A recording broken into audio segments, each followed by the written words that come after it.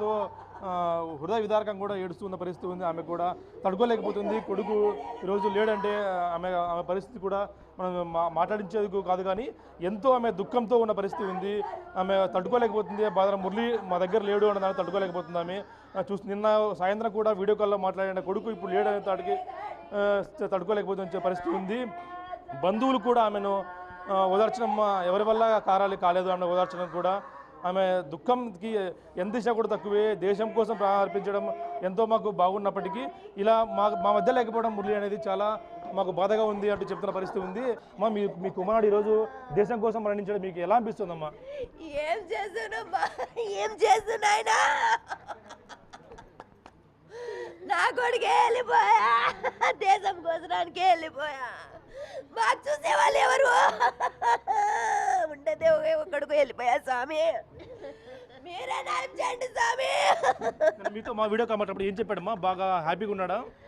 ఏం లేదు అమ్మ, నేను బాగున్నానమ్మా ఇట్లని అన్నా. బాగున్నాడు. సరేలే బేటా నువ్వు బాగుండ్రా ఇట్లని నేనంటే ఏం లేదు. నేను చాలా ఇష్టం నాయనా, మనకి చాలా ఇష్టం. వద్దురా మనకి జాబ్ వద్దంటే నేను ఒక రోజన్నా ఈ కాకి డ్రెస్ వేసుకొని చచ్చిపోతానమ్మా ఇట్లానా. ఏం చేస్తూ నాయనా. నాన్న కూడా ప్రస్తుతం మాతో ఉన్నాడు. మన మాట వస్తాం మన మాట, ఎందుకంటే ఈ టైంలో మాట్లాడించిన భావ్యం కాదు, కానీ దేశం కోసం వీరమరణం పొందాడు మీ అబ్బాయి. ఏమనిపిస్తుంది సార్ మీకు?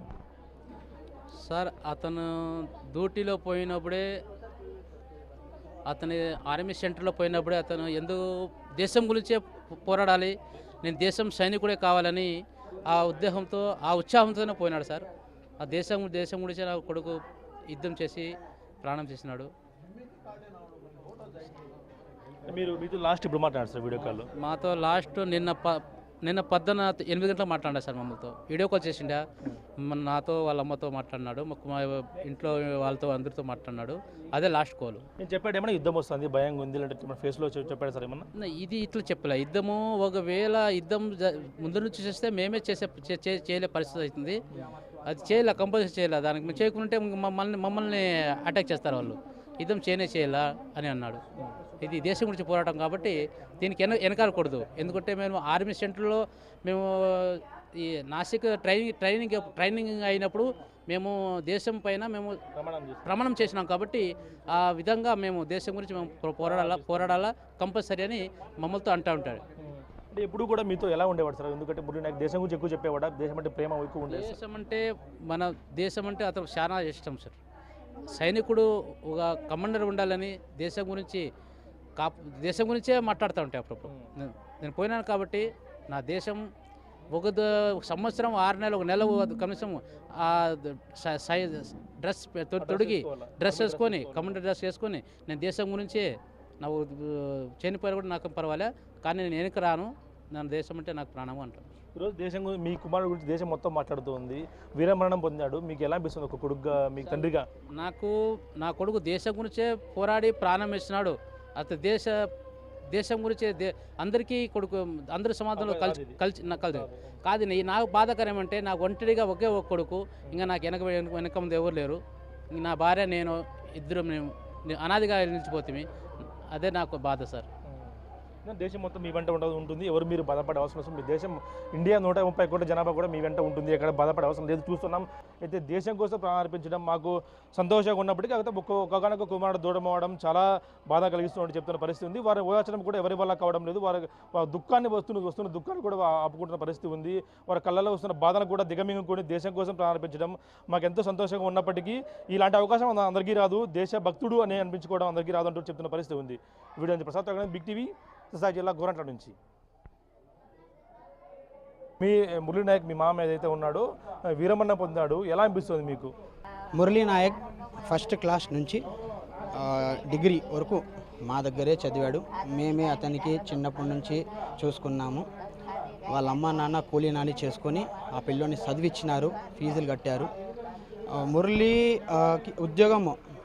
మురళికి ఆర్మీ ఉద్యోగం అంటే చిన్నప్పటి నుంచి చాలా ప్రాణం. వాళ్ళ అమ్మ నాన్న కూడా అనేవాళ్ళు, మనకు ఆర్మీ ఉద్యోగం వద్దు, ఏదో మనం కూలీనాలి చేసుకొని బతుకుందాము అని అనేవాళ్ళు.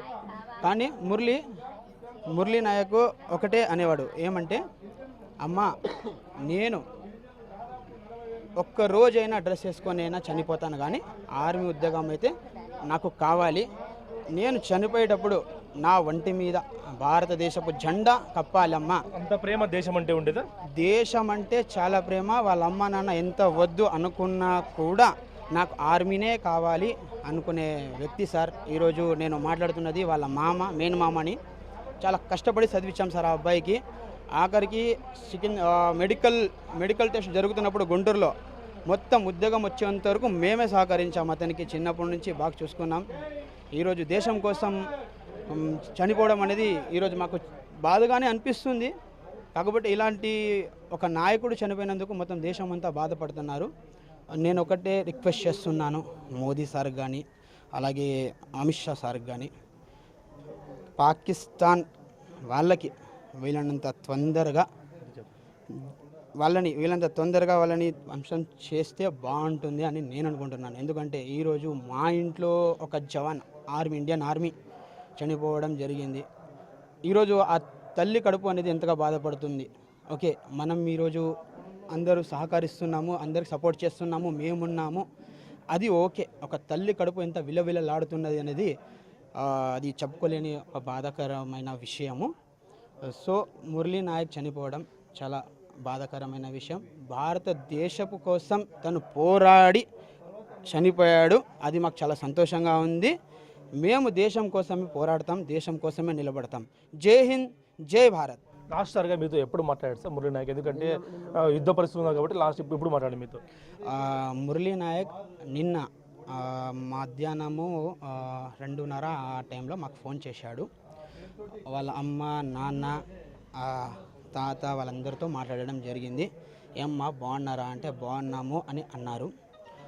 అందరు కూడా ఏమ్మా మీరు తిన్నారా అంటే మేమంతా తిన్నాము, నువ్వు తిన్నావా అంటే తిన్నాను. అప్పటికి తన ఫేస్లో అనేది కళ లేదు. వాటికి వాళ్ళ అమ్మ మురళీ నాయక్ ప్రశ్నించడం జరిగింది. ఎందుకు బిడ్డ ఈరోజు ఇలా ఉన్నావు? నువ్వు 3 times వీడియో కాల్ చేసి మమ్మల్ని చూస్తూ నువ్వు మాట్లాడుతున్నావు, నీ ఫేస్లో అనేది ఒక కళ లేదు. రోజు నువ్వు ఇలా మాట్లాడవు, నవ్వుతూ ఏదో ఒకటి. వాళ్ళ అమ్మ, నాన్న అంటే చాలా ప్రాణం, వాళ్ళ అమ్మ అంటే చాలా ప్రాణం. వాళ్ళ అమ్మ పైన సెటర్లు వేసి మరి మాట్లాడేవాడు. నిన్న చాలా బాధాకరంగా మాట్లాడడం జరిగింది. ఆ ముఖంలో అనేది కళ లేదు. ఆ అబ్బాయికి ఏదో ఒక చిన్న ముఖం పెట్టుకొని చాలా బాధాకరంగా మాట్లాడాడు. ఏమో తనకి ఏమైనా ఇన్ఫర్మేషన్ వచ్చిందేమో నేను యుద్ధానికి వెళ్ళాలి అని, ఆ బాధ్యత ఏమైనా ఇక్కడ ఇంట్లో వాళ్ళకి చెప్పుకోకుండా ఉన్నాడేమో. ఒకవేళ నేను యుద్ధానికి పోతున్నానమ్మా అని చెప్తే మా అమ్మ నాన్న ఎక్కడ బాధపడతారో అని ఒక ఉద్దేశం ఏమన్నా తన మనసుకి ఏమైనా కలిగిందేమో. ఆ కారణంగా అయితే చెప్పలేదు. నిన్న అయితే ఫ్యామిలీతో అందరితో మాట్లాడారు. 3 times వీడియో కాల్ చేశాడు. 3 times మేము హ్యాపీగా మాట్లాడాము. బట్ తన ముఖంలో అయితే కళ లేదు. తను ఏదో బాధగా ఉన్నట్టు మాట్లాడడం జరిగింది. సార్ నేను ఒకటే కోరుకుంటున్నా, ప్రభుత్వం తరఫు నుంచి రిక్వెస్ట్ చేస్తున్నాను, మాకు తన స్టాచ్యూ కావాలి. గవర్నమెంట్ తరఫు నుంచి రిక్వెస్ట్ చేస్తున్నాము, మాకు తన స్టాచ్యూ కావాలి అంతే. కనీసం మాకేమొద్దు సార్. మాకి ఉండే ఒక్క కొడుకు సార్. వాళ్ళు కూనీలు చేసుకొని బతుకుంటాను. వాళ్ళ అమ్మ నాన్న దిక్కు తోడు ఎవరు లేరు. చాలా బీద పరిస్థితి వాళ్ళది. ఏదో బెంగళూరు, ముంబైనో అక్కడ వలసలు వెళ్ళి వాళ్ళు ఏదో కూటు కోసం, పట్ట కోసం చేసుకున్నారు. ఒక్కడుండే అది ఆధారము కొడుకు. ఇప్పుడు కొడుకు కూడా లేదు. ఇప్పుడు వాళ్ళ పరిస్థితి ఎట్లుందంటే సార్, వాళ్ళు కూడా మా కొడుకు లేడు, ఇంకా మేము బతికి ఏం ప్రయోజనము, మేము చచ్చిపోతామని బాధలో ఉన్నప్పుడు ఉషాశ్రీ మేడం రావడం జరిగింది. అలాగే సవితమ్మ మేడం కూడా రావడం జరిగింది. లాస్ట్ టైం మీతో మాట్లాడినప్పుడు ఏం మాట్లాడు? చెప్పాడు ఏమన్నా యుద్ధం ఎట్లా వస్తుంది, భయపడుతున్నాము చెప్పాడేమన్నా? చెప్పలేదు సార్. ఏం చెప్పా, ఏం పెద్ద బాగున్నాను నేను అని. ఏం తిన్నానంటే తిన్నానని ఉన్నతో కొడుకు గడుచుకొని పోయి చాలా బాధ ఇస్తారు మాకు అంతే. మీ కళ్ళు నీళ్ళు కూడా వస్తున్నాయి, బాగా తట్టుకోలేకపోతున్నారు అంటే ఏం చెప్పాడు మీకు? ఏమన్నా యుద్ధం జరుగుతుంది, ఇబ్బంది ఉంది చెప్పాడు? ఆ మాట ఏం లేదు సార్. అది హ్యాపీగా ఏం రా తిన్నామంటే తిన్నాను అన్నాడు. బాగా మాట్లాడినాడు. అది మళ్ళీ రాత్రిలో ఏం జరిగిందో మనకు తెలుసు సార్. మీకు ఎప్పుడు చెప్పారు ఇట్లా చనిపోయాడని చెప్పి? మాకు తెల్లారుజాము వచ్చేసి 7:30 తెలిసింది సార్. ఇప్పుడు 7:30 8 అవుతాం సార్. ఏం చెప్తారు మీ కొడుకు గురించి? వాళ్ళ దేశం మొత్తం మీ కొడుకు గురించి మాట్లాడుతుంది, ఏం చెప్తారు ఈరోజు? మేము ఉన్నాములే ఏం మితపడుతుంది తప్ప అందరూ మన టైం బాగుంది, మన కోసం బాగా పోరాడినాడు, దేశం కోసం పోరాడినాడు. ఆయన గురించి ఏం లేదు, మేము ఉన్నామని గవర్నమెంట్ ఉంటారు సహకరించి పోయినారు సార్. అందరికీ ఈ మరణం రాదు, ఈ వీరమరణం రాదు అని చెప్పి మీకు ఎలా మీకు గర్వపడుతున్నారా మీరు ఇలాంటి కొడుకు ఉన్నందుకు? మీకు మా కొడుకు అయితే ఉండింటే బాగుంటుందని ప్రేమ ఉంది, కానీ అంటే జరిగిన దానికి మనం ఏం చేయలేము సార్. ఆయన రుణం అంతే ఉంది, ఆ రుణం అంతే ఉంది కాబట్టి మనం ఏం చేయలేము సార్. ఎవరు సాగు ఏం జరుగుతుందో అది పరమేశ్వరునికి తెలుసు. ఎలా ఉండేవాడు మీతో? బాగుండేవాడు మురళీను? మంచివాడు సార్, సొంతం నా తమ్ముని కొడుకు సార్. చిన్న కూడా ప్రస్తుతం మనతో ఉన్నాడు, మనం మాట్లాడే పని చేద్దాం. ఎలా ఉంది ఈరోజు మీ కుమారుడు అయితే దేశం కోసం వీరమరణం పొంది అనేక మందికి స్ఫూర్తిగా నిలిచాడు, ఎలా అనిపిస్తుంది మీకు? మాకు దేశం కోసం ఈరోజు మరణించడం అనేది గర్వతగ్గించే విషయం ఇది. అయినా కూడా మన భారతదేశంలో ఇలాంటివి జరుగుతున్నప్పుడు ఇలాంటి యుద్ధాన్ని మా ప్రాంతం నుంచి ఇలాంటి వ్యక్తి ఇలా చేయడం అనేది మేము చాలా గర్వతగ్గించిన విషయం సార్. చాలా సంతోషపడుతున్నాం. కాకపోతే లోపల బాధ ఉన్నా కూడా దేశం కోసం మరణించాడనే తృప్తి మాకు కలిగిస్తుంది. మీ అందరూ కూడా కళలో నీరు వస్తున్నప్పటికీ దేశం కోసం ప్రాణాలు అర్పించారు కాబట్టి ఆ కళ బాధలు కూడా లోపలికి ఉబికి వస్తున్న కథలను కూడా ఆపుకుంటున్న పరిస్థితి ఉంది. వీరంతా ఒకటే కోరుతున్నారు, దేశం కోసం ప్రాణాలు అర్పించాడు కాబట్టి మాకు లోపల బాధ ఉన్నప్పటికీ దేశం కోసం చనిపోవడం ఎంతో ఆనందం కలిగించిందని చెప్తున్న పరిస్థితి ఉంది. వాళ్ళ అమ్మ కూడా చూస్తూ ఉన్నాం, వాళ్ళ అమ్మ కూడా ఎంతో హృదయ విదారకం కూడా ఏడుస్తున్న పరిస్థితి ఉంది. ఆమె కూడా తడుకోలేకపోతుంది. కొడుకు ఈరోజు లేడంటే ఆమె పరిస్థితి కూడా మనం మాట్లాడించేందుకు కాదు కానీ ఎంతో ఆమె దుఃఖంతో ఉన్న పరిస్థితి ఉంది. ఆమె తట్టుకోలేకపోతుంది. బాధ మురళి మా దగ్గర లేడు అన్న దాన్ని తట్టుకోలేకపోతుంది. ఆమె నిన్న సాయంత్రం కూడా వీడియో కాల్లో మాట్లాడిన కొడుకు ఇప్పుడు లేడు అనే తాడికి తట్టుకోలేకపోతున్న పరిస్థితి ఉంది. బంధువులు కూడా ఆమెను ఓదార్చడం ఎవరి వల్ల కారాలు కాలేదు అన్న ఓదార్చడం కూడా ఆమె దుఃఖంకి ఎంత దిశ కూడా తక్కువే.